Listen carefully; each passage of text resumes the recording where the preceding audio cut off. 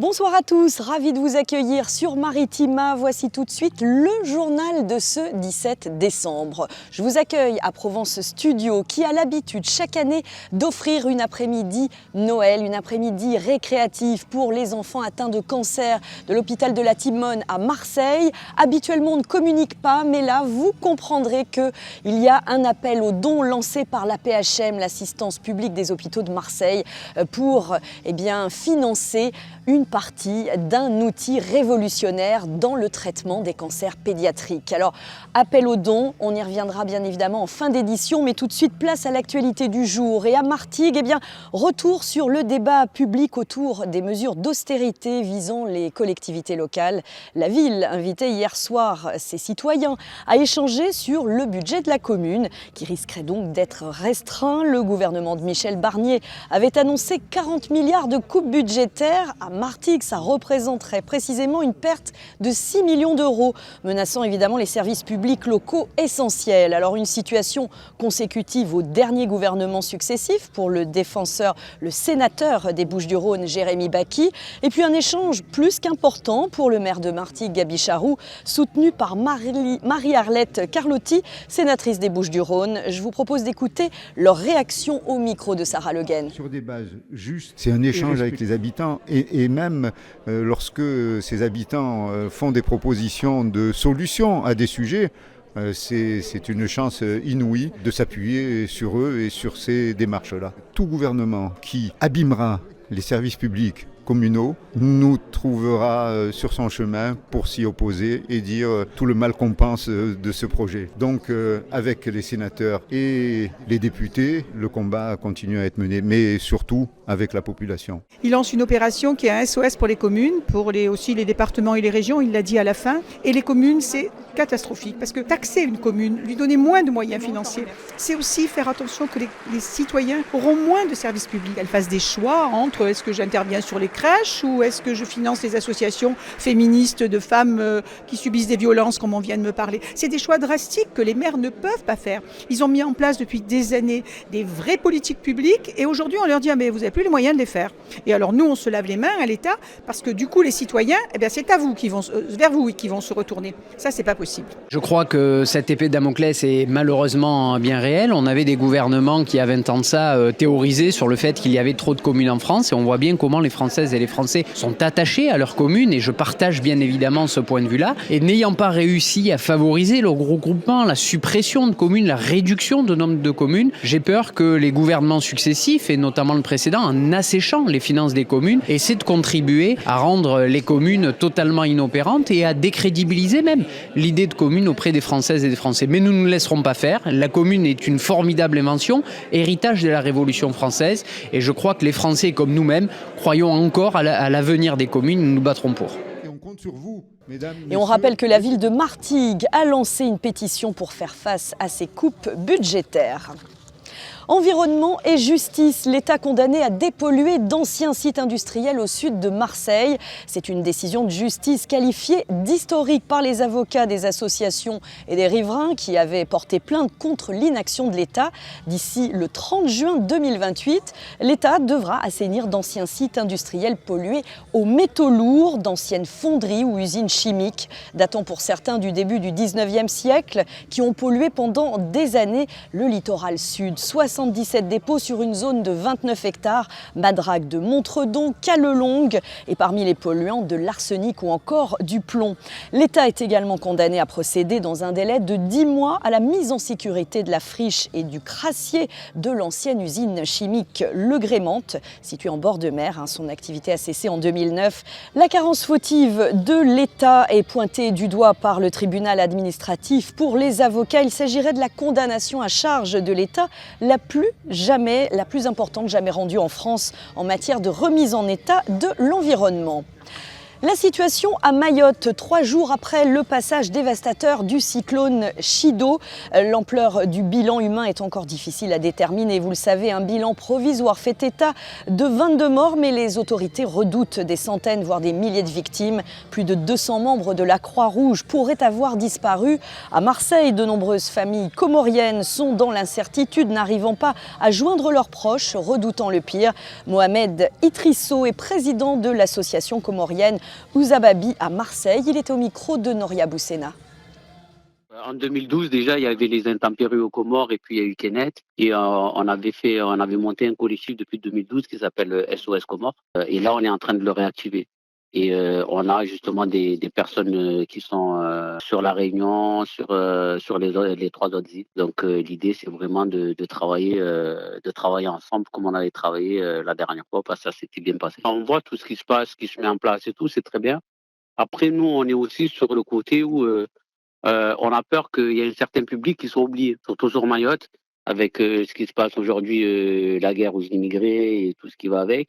Et on sait que les endroits qui ont été les plus touchés, c'était des endroits en gros où il y avait des ghettos, quoi. Donc des personnes sans papier aussi, des clandestins, et on essaie justement d'avoir des personnes ressources sur place qui puissent eux aller les voir, quoi.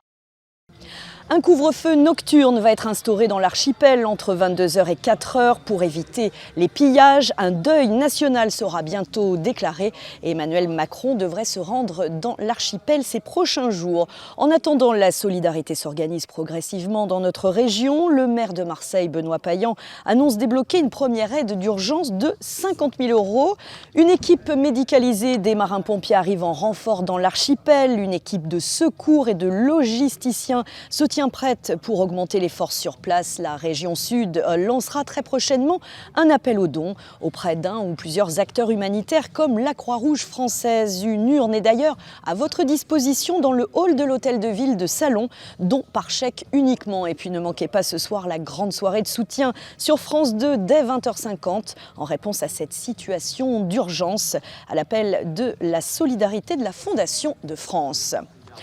L'actu dans la métropole ce mardi, marqué par un drame devant un lycée parisien. Un adolescent a été tué ce matin lors d'une rixe entre bandes rivales devant le lycée Rodin dans le 13e arrondissement de Paris. Selon le parquet, le mineur blessé à la tête se trouvait en arrêt cardio-respiratoire à l'arrivée des secours. En dépit des tentatives du SAMU, la victime n'a pu être ranimée. Un couteau a été découvert à proximité. Et puis chez nous, une fête qui tourne mal à Martigues. 2 jeunes ont été fauchés par une voiture dans la nuit de dimanche à lundi. Et selon nos informations, 2 personnes sont actuellement en garde à vue. Une enquête de police est en cours. D'après nos confrères d'Actu Marseille qui ont révélé l'info ce matin, les 2 jeunes de 18 et 20 ans sont dans un état critique. Ils se seraient fait rouler dessus volontairement lors de cette soirée. À la page politique, toujours pas de gouvernement, mais le Premier ministre a dû répondre aux questions du gouvernement après son déplacement à Pau, secoué par sa prise de position sur le cumul des mandats. François Bayrou était seul cet après-midi face à l'Assemblée. Il a assuré devant les députés qu'il ne laisserait aucun problème, je cite, sans traitement ni réponse. Et dans le même temps, le Premier ministre a poursuivi ses rendez-vous en solo, paraît-il, avec les groupes parlementaires. Le président attend des propositions à l'issue de ces consultations. C'est ce qu'a fait savoir l'Élysée.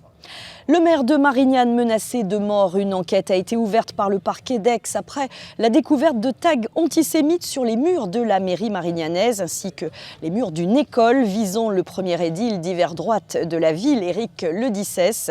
Il a d'ailleurs fait polémique il y a 1 an en rendant la viande obligatoire à la cantine des écoles de Marignane au nom du principe de laïcité.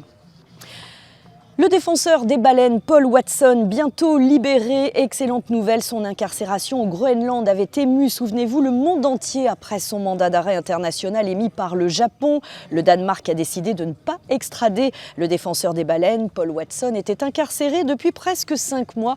Il va donc pouvoir rejoindre sa famille en France. De mauvaises nouvelles en revanche concernant la santé de Boualem Sansal. L'écrivain franco-algérien de 80 ans incarcéré en Algérie depuis la mi-novembre a été transféré dans une unité de soins d'un hôpital d'Alger. La biopsie n'augurant rien de bon. Et puis on a appris la disparition aujourd'hui de l'actrice espagnole Marisa Paredes, l'égérie de Pedro Almodovar, qui a joué dans Talons aiguilles, Tout sur ma mère ou encore Parle avec elle. Elle est décédée à l'âge de 78 ans. Sa carrière avait donc été marquée par les 6 films tournés sous la direction d'Almodovar. Elle a également présidé l'Académie espagnole du cinéma entre 2000 et 2003. Allez, on passe au sport pour poursuivre cette édition avec du football et un nouveau coup dur pour le FCM. La lourde défaite vendredi soir face à Troyes aura sans doute été celle de trop pour Thierry Laurey. L'entraîneur du Football Club de Martigues a été suspendu de ses fonctions hier en fin d'après-midi avant un entretien avec son président qui devrait avoir lieu pendant la trêve. Je vous propose d'écouter les explications à chaud de Pierre Ventier, le président du FC Martigues, joint par Karim Attab. Moi, je considère, j'assume la responsabilité, qu'on ne pouvait pas rester inactif et ne pas prendre en compte tout ce qui fait, et je dis bien tout ce qui fait qu'on est en difficulté. Il y a nos moyens économiques limités, mais pas que. On est sur une chose pour améliorer l'avenir. Voilà, après, chacun lira entre les lignes ce qu'il a envie de dire ou en fonction de ce... Non, mais ce qu'il faut bien comprendre, c'est que vous n'avez pas le droit en France, on n'est pas aux États-Unis, on n'est pas en Suisse, on n'est pas au Canada, vous ne pouvez pas recevoir quelqu'un en lui disant « tu passes à la compta, c'est fini », ça ne se passe pas comme ça. Il y a des règles à respecter, si vous ne les respectez pas, vous êtes lourdement pénalisé. Je ne suis pas assez idiot pour créer des charges financières au FC Martigues, on n'a pas besoin. Voilà, donc les choses évoluent, effectivement. Si on fait ça, si on met l'entraîneur à pied, c'est qu'on a des raisons de penser que peut-être qu'il ne faut pas continuer. Mais ça, on le saura quand on aura fait le débrief formel avec Thierry. Je veux dire, la loi fait obligation, quand vous devez vous séparer d'un salarié, de respecter un processus. On va respecter le processus et on prendra la décision au terme du processus. Je ne peux pas vous dire autre chose que ce que dit la loi. Est-ce qu'on peut savoir qui sera sur le banc pour le match ? Ibrahim Rachid. Alors qu'en pensent les Martégots ? Eh bien, réponse au micro de Sandrine Calverac ce matin. En tant que Martégo, on espère qu'il y a de l'espoir. C'est vrai que quand on regarde les matchs, les uns après les autres, c'est compliqué. À chaque fois, déception sur déception. Moi, j'y étais au match de la montée, au Stade Français Turcan. C'est vrai que c'était émouvant. On s'est dit on va monter en Ligue 2. Mais c'est vrai que maintenant, quand on voit les matchs, on est assez déçus à chaque fois. Quand on n'a pas un budget de deuxième division, c'est pas la peine de jouer en deuxième division, c'est tout. On n'a même pas le budget de national pour moi. Vous êtes déçu ? Très déçu. Très déçu, mais on peut être que déçu. Il n'y aura jamais de résultat. Et quand on paye une moyenne de spectateurs de 1000 spectateurs par match, en deuxième division, ça ne peut pas marcher. Je suis déçu et je ne pense pas qu'il y ait de l'espoir. Pour moi, ils ont vu trop grand. Donc, je pense que ça va aller à l'échec. Mais bon, ça, on le savait depuis le début. La suspension de Thierry Laurey, ça vous étonne ? Pas du tout. Elle aurait dû être depuis longtemps parce que depuis le début du championnat, ils n'ont aucun résultat. Donc, chaque club, quand il n'y a pas de résultat, il vire le fusible. Et le fusible, c'est lui. Mais bon, s'ils n'ont pas de sous pour recruter, je ne sais pas qui vont prendre. Ibrahim Rachidi, l'un des adjoints de Thierry Laurey, mais aussi membre de l'ancien staff du FCM, assurera l'intérim. Il sera sur le banc de touche ce samedi pour le match de Coupe de France à Bourgoin-Jallieu. On rappelle donc que l'entretien entre le président Ventier et Thierry Laurey aura lieu pendant la trêve avec peu de doute sur l'issue finale. Un mot de cyclisme, le parcours de la 83e édition de Paris-Nice a été dévoilé ce matin et la course prévue du 9 au 16 mars prochain passera chez nous par Berre, qui sera la ville d'arrivée de la 6e étape. Ce sera le vendredi 14 mars 2025. On suivra ça de près évidemment. Et puis on enchaîne avec une belle surprise pour l'affiche de Jardin Sonore à Vitrolles l'été prochain. Le festival a dévoilé les 2 noms de légende pour ouvrir sa programmation pour sa 8e édition. Les Sex Pistols seront en concert le 11 juillet et puis Texas le 12. Les réservations sont ouvertes. À vous de jouer. Noël approche et certains ont certainement décoré leur maison pour les fêtes. Mais il y a un habitant à Port-de-Bouc qui, lui, a vu les choses en grand. Chaque année, il décore toute sa maison et invite ceux qu'il souhaite à contempler ses illuminations pour un rendu final qui va vous couper le souffle. Je pèse mes mots, Flavio Noriga s'est rendu sur place pour vous et rien que pour vous. Regardez. Ce n'est pas le pôle Nord, mais on pourrait bien croire que la maison du Père Noël se trouve ici à Port-de-Bouc. Mathieu Peferci décore chaque année sa maison avec toujours plus de guirlandes et cette année, il a encore battu son record. Nous sommes environ sur du 15 km de guirlandes pour 230 000 mini-LED, 700 guirlandes et pour un temps de travail qui a dépassé les 300 heures en commençant le 16 septembre. Et j'ai toujours pas terminé, c'est jamais terminé de toute manière. Je continuerai jusqu'au 23 décembre. Une passion qu'il tient depuis des années et qu'il offre à tous ceux qui veulent bien venir admirer ses illuminations, car pour lui, Noël est une fête à vivre ensemble. Je faisais ça que pour moi au début. Mais après, au fur et à mesure, je me suis aperçu que les gens ont commencé à apprécier et ils voulaient voir. Et avec le temps, il est venu des inconnus, des anonymes, des gens qui viennent un peu de partout en France, même à l'étranger. Et je trouve que c'est quand même plutôt sympa de se retrouver autour de chocolat chaud, de papillotes. Une chose est sûre, Mathieu aura réussi son pari, faire rêver les enfants et parents venus visiter sa demeure. On était venus l'année dernière pour la première fois et là on s'est dit il faut qu'on revienne et il y a sa mamie qui arrive dans une semaine donc je pense qu'on reviendra dans une semaine pour qu'elle voit aussi ça. Parce que je trouve que c'est un bon moment à partager en famille. C'est vraiment féerique. On a l'impression d'être, quand on rentre, on a l'impression d'être vraiment dans un monde. Dans la maison du Père Noël. C'est féerique quoi, c'est joyeux. Ça se voit, je pense, sur le sourire des gosses. Hein. Comment est-ce que tu la trouves, cette maison, toi? Une belle maison. Un monde féerique qui est à visiter tous les soirs jusqu'au 5 janvier. Pour plus d'informations, rendez-vous sur la page Facebook Port-de-Bouc d'hier et d'aujourd'hui. Waouh, je vous avais prévenu, ça vaut le détour. Allez-y avec les minots, ils n'en seront que ravis. On termine par une note gourmande avec la tradition provençale et les fameux 13 desserts. Un marché est entièrement dédié à ces 13 desserts à Aix. En ce moment, il a été fraîchement inauguré le week-end dernier. Une quarantaine de producteurs, agriculteurs, artisans des métiers de bouche sont présents tous les jours sur la place François Villon aux Allées Provençales. Reportage à venir dans nos prochaines éditions. C'est la fin de ce journal, merci de l'avoir suivi. On vous donne rendez-vous ici pour suivre à Provence Studio cette belle après-midi récréative en présence de la famille dès 16h sur les ondes avec les enfants malades de la Timone, une initiative signée Provence Studio.